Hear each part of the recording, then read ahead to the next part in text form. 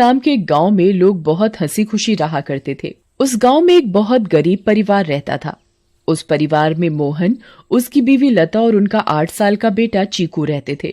मोहन को पीने की बहुत बुरी आदत थी। वो सुबह शाम बस शराब पीता और जुआ खेलता रहता था। मोहन की एक छोटी सी किराने की दुकान थी। मोहन कभी भी उस दुकान को ठीक तरीके से नहीं चलाता था और जितना भी थोड़ा बहुत उस दुकान से कमाता था वो सारी कमाई शराब पीने और जुआ खेलने में उड़ा देता था। वो रोज शराब पीकर लता को मारता था और उसे घर चलाने के लिए कोई पैसे नहीं देता था। एक रात लता और चीकू भूखे बैठे थे क्योंकि घर में खाने के लिए कुछ नहीं था। वो देर तक मोहन का इंतजार करते रहे।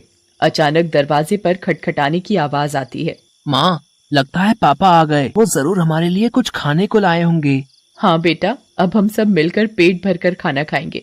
लता जल्दी से दरवाजा खोलने जाती है। जैसे ही वो दरवाजा खोलती है तो देखती है कि मोहन के दोस्त मोहन को पकड़कर खड़े हैं और मोहन नशे की हालत में है। अरे भैया, इतनी रात को आप लोग?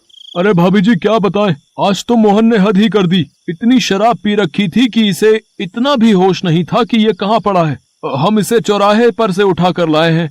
अगर कोई गाड़ी वाला कुचल जाता तो बताओ, आप लोगों की तो जिंदगी खराब हो जाती। हाँ भाभी जी, बस आप लोगों का सोचकर हम इसे यहाँ ले आए, वरना तो इसका सबके साथ ऐसा व्यवहार है कि कोई इसकी मदद ना करे। मोहन के दोस्त मोहन को कमरे में ले जाकर लिटा देते हैं और वहाँ से चले जाते हैं। बेटा चीकू, आज हमें फिर से भूखा ही सोना पड़ेगा। मैं तेरे पापा के भरोसे तुझे और भूखा नहीं रख सकती। अब मुझे ही कुछ काम करना पड़ेगा। तू बस आज थोड़ी सी भूख बर्दाश्त कर ले। ठीक है माँ।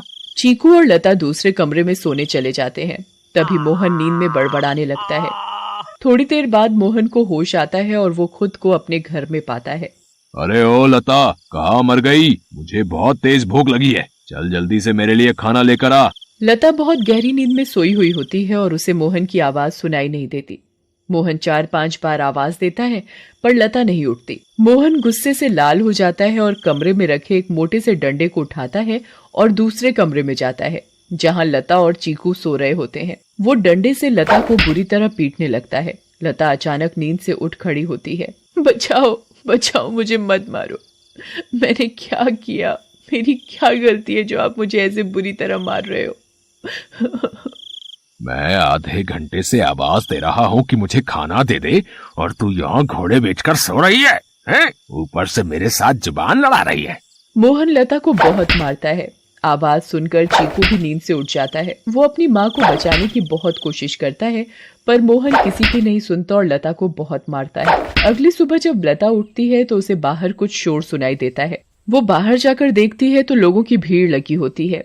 लता पास जाती है और पूछती है, क्या हुआ रजनी भाभी? अरे तुम्हें नहीं पता क्या? क्या नहीं पता, बताओ क्या हुआ? यही कि चंपा के पति को कल रात एक चुड़ैल उठाकर ले गई। क्या? ये कैसी बातें कर रही हो भाभी आप? चुड़ैल वुड़ैल कुछ नहीं होता। आप भी किसी की बातों पर यकीन कर रहे हो। यकीन कैसे ना हो बहन, मैंने खुद अपनी आंखों से उस भयानक चुड़ैल को देखा है। उसके लंबे बाल, लंबे लंबे नाखून और दांत, उसकी लाल आंखें और डरावना चेहरा मैं कभी नहीं भूल सकती। जब मैं आधी रात को पानी पीने के लिए उठी तो थोड़ी ठंडक लेने के लिए खिड़की पर खड़ी हो गई थी और तभी मैंने देखा कि एक चुड़ैल चंपा के पति को हवा में उड़ाकर ले जा रही है। ऐसी बात है तो हमें संभल कर रहना होगा और शाम होते ही अपने घर के खिड़की दरवाजे बंद करने होंगे। बिल्कुल सही कहा लता भाभी आपने। सब अपने घर चले जाते हैं। लता भी काम ढूंढने निकल पड़ती है। वो घर घर जाकर काम मांगती है पर उसे कहीं काम नहीं मिलता। अंधेरा होने लगता है और आखिर में उसे सरपंच मिलता है। क्या हुआ लता? बड़ी परेशान दिख रही है। बस क्या बताऊं सरपंच जी, चीकू के पापा का तो सभी को पता है कि वो ठीक से कमाते तो है नहीं और जो कमाते हैं उसे दारू में उड़ा देते हैं। इसीलिए मैं ही काम ढूंढ रही हूँ ताकि अपना और अपने बच्चे का पेट भर सकूं। ऐसी बात है तो मेरे पास एक काम है। मेरी माँ बहुत बड़ी हो गई है और बिल्कुल चल फिर नहीं सकती। मैं उनकी देखभाल के लिए किसी को देख रहा था, पर अगर तुम चाहो तो तुम ये काम कर सकती हो। मैं तुम्हें महीने के 2000 रुपए दूंगा। आपका बहुत बहुत धन्यवाद। बस एक दिक्कत है कि तुम्हें देर रात तक रुकना होगा, जब तक कि वो सो नहीं जाती। मुझे मंजूर है सरपंच जी।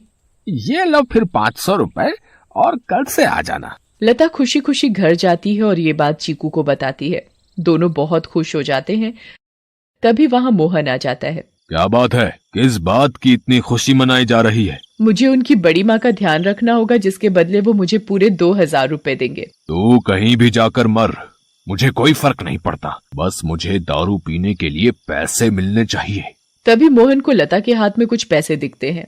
मोहन वो पैसे लता से छीन लेता है। लता बहुत रोती है और अपने पैसे मांगती है, पर मोहन उसकी एक नहीं सुनता और दारू पीने चला जाता है। लता उन पैसों में से कुछ पैसे अपने पल्लू में पहले से ही बांध लेती है, जिसका वो घर का राशन ले आती है। उस दिन लता और चीकू पेट भरकर खाना खाते हैं, चैन की नींद सोते हैं। दूसरी ओर चुड़ैल का आतंक शुरू हो जाता है। वो आसमान से आती है और गांव वालों के घरों के ऊपर उड़ती रहती है। वो कभी किसी के घर के ऊपर तो कभी किसी और के घर के ऊपर अपने शिकार की तलाश में उड़ती रहती है। अब मैं अपना शिकार करूंगी। किसको